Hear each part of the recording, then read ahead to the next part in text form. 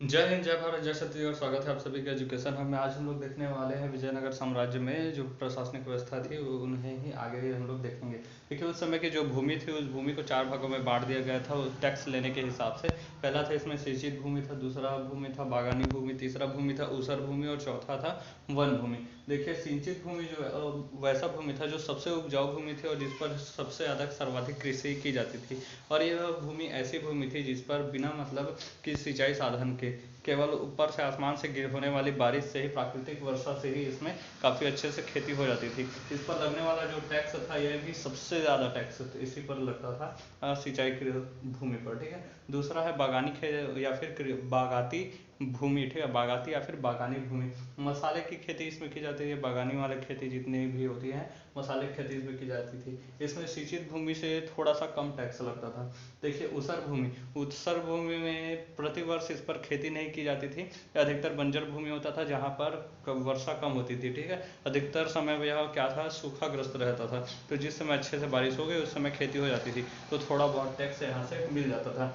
और चौथा है जंगली भूमि या फिर वन भूमि। देखिए, यह जो इलाका है वन भूमि या जंगली भूमि का क्षेत्र, उसमें पूरी तरह से जंगल हुआ करते थे और इसमें कृषि जो है ना के बराबर हुआ था, नहीं होता था, तो इसमें टैक्स नहीं लगते थे। ठीक है।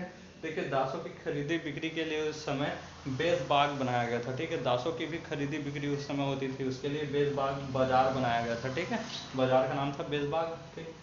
सर्वाधिक जो प्रचलित सिक्का था उस समय वह था स्वर्ण वराह। स्वर्ण वराह सिक्का था। ठीक है, वराह यानी कि सुअर। 72 ग्रेन का यह होता था और इस 72 ग्रेन के को ही पैगोडा के नाम से जाना जाता था। चांदी के जो सिक्के थे, छोटे सिक्के, उसे तार के नाम से जाना जाता था। और हरिहर प्रथम जी के समय में, ठीक है, हरिहर एवं बुक्का वाला विजयनगर का प्रथम शासक, ठीक है, संस्थापक हरिहर और बुक्का जी के समय हनुमान जी और गरुड़ जी का मतलब इसमें आकृति होता था उन सिक्कों में। सदाशिव राय जो थे उस समय लक्ष्मी नारायण जी का अब मूर्ति उस सिक्के में अंकित हुआ करता था, चित्र। ठीक है। पुर्तगालियों के समय सिक्कों की पुर्तगालियों ने इस सिक्कों का हुड़ के समय, हुड़ जो शासक थे, हुड़ वंश, ठीक है, शक हुड़ कुषाणे वाला, ठीक है, तो पुर्तगालियों ने इस समय के सिक्के की तुलना हुड़ के सिक्कों से की। ठीक है। महिलाओं की स्थिति इस समय काफ़ी अच्छी थी, स्वतंत्र थे सब। मनोरंजन हेतु इस समय शतरंज का प्रयोग किया जाता था। शतरंज खेलकर टाइम पास इस समय किया जाता था। मंदिर निर्माण में इस समय एक नई शैली का भी आविष्कार हुआ था जिसे कहा जाता था प्रविड़ शैली। ठीक है, प्रविड़ शैली इस समय विकसित हुए थे। देखते हैं इस समय कौन कौन विदेशी यात्री भारत आए थे और किसके शासनकाल में किस देश से आए थे। देखिए, पहले थे Niccolo de Conti. Niccolo de Conti थे वो इटली से आए हुए थे देवराय प्रथम के दरबार में।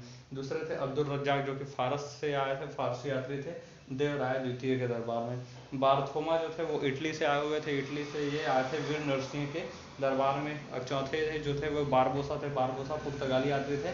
और कृष्ण देव राय केडीआर के शासन के टाइम पर आए थे। पांचवे थे डोमिगो पायस। डोमिगो पायस जो थे वो भी इटली से आया हुआ था और ये भी कृष्ण देव राय जी के शासन में उन्हीं के दरबार में आया था। और अंतिम था नूनिज। ठीक है, कल ही पढ़े हैं। नूनिज जो है वो पुर्तगाली था और यह आया हुआ था अच्युत देव राय के शासनकाल में। ठीक है, अच्युत देव राय के शासनकाल में आया था नूनिज। अब अगला देखते हैं बहमनी साम्राज्य। ठीक है, बहमनी साम्राज्य जो है वह भी हखमनी हो गया, बहमनी हो गया और विजयनगर साम्राज्य हो गया। ये जो है मोहम्मद बिन तुगलक के टाइम पर ही टूटना शुरू हुआ था। ठीक है, तो बहमनी साम्राज्य जो है जिस प्रकार से विजयनगर साम्राज्य पूरी तरह से हिंदू साम्राज्य, बहमनी साम्राज्य एक मुस्लिम साम्राज्य था। ठीक है, 1347 में यह मोहम्मद बिन तुगलक से के दिल्ली सल्तनत से टूटकर अलग हुआ। हसन गंगू ने इसकी स्थापना की थी। हसन गंगू का जो मूल नाम था अलाउद्दीन बहमनी, तो अलाउद्दीन बहमनी का जो बहमनी टाइटल है उसी से फिर इसने बहमनी साम्राज्य की स्थापना की थी। इसने राजधानी जो है गुलबर्ग को बनाया था। उस समय इस गुलबर्ग को कहा जाता था अहसानाबाद। इसमें भाषा जो थी वो मराठी थी। उस समय जो मुद्रा हुआ करता था या हुण वाला जो मुद्रा हुआ करता था वो चलता था। अगला शासक जो है वह मोहम्मद प्रथम था। मोहम्मद प्रथम ने रायचूर पर अधिकार के लिए युद्ध किया और रायचूर पर अधिकार के लिए इसने किससे युद्ध किया, बुक्का प्रथम, हरिहर एवं बुक्का वाले बुक्का प्रथम से इन्होंने युद्ध किया और युद्ध में जीत गए, बुक्का प्रथम को हरा दिया, रायचूर के द्वार पर अधिकार कर लिया।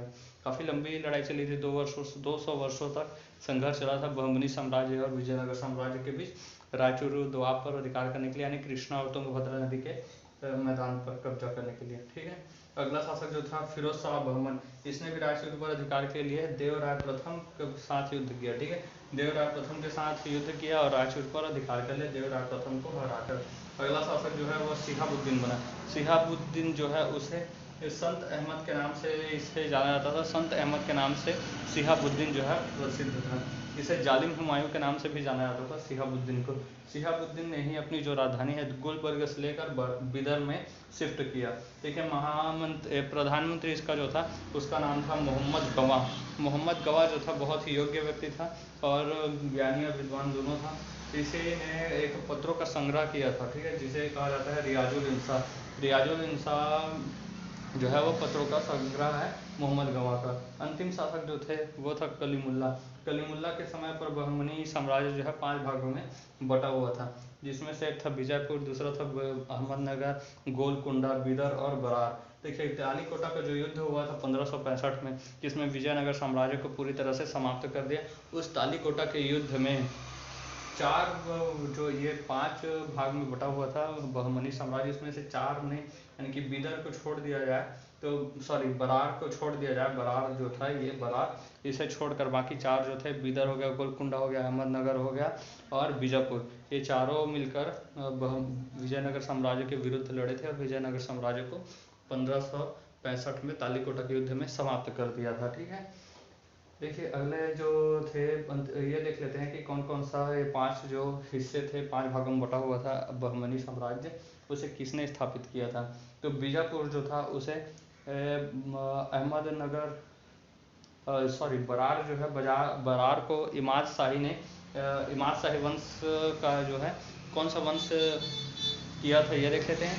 5 का नाम देख लेते हैं, कौन सा वंश किया था, किस शासक के टाइम पर हुआ था और किस सन में हुआ था, कौन से स्थान में हुआ था, ये देख लेते हैं। देखिए, पहला था बरार। बरार प्रांत जो था इमाद शाही वंश ने प्रारंभ किया था और फतेहुल्लाह इमाद ने इसकी नींव रखी थी 1484 में महाराष्ट्र वाले क्षेत्र में। ठीक है, अभी वर्तमान महाराष्ट्र में। बीजापुर जो है वो आदिल शाही सल्तनत के नाम से जाना जाता था, आदिल शाही वंश, और यूसुफ आदिल खान ने इसकी नींव रखी थी 1489 में। अब ये कर्नाटक में स्थित है। ठीक है, तीसरा है अहमदनगर। अहमदनगर जो है वो निजाम शाही वंश के नाम से जाना जाता था और मलिक अहमद ने इसकी नींव रखी थी 1490 में, महाराष्ट्र के क्षेत्र में है। अहमदनगर जो है वह कुतुब शाही वंश के नाम से जाना जाता था, जिसे कुली कुतुब शाह ने रखा था इसकी नींव, और 1512 में तेलंगाना वाले क्षेत्र में ये है। ठीक है, बिदर जो है बिदर उसे वरिद शाही वंश के नाम से जाना जाता था, इसने पहले बार राज किया।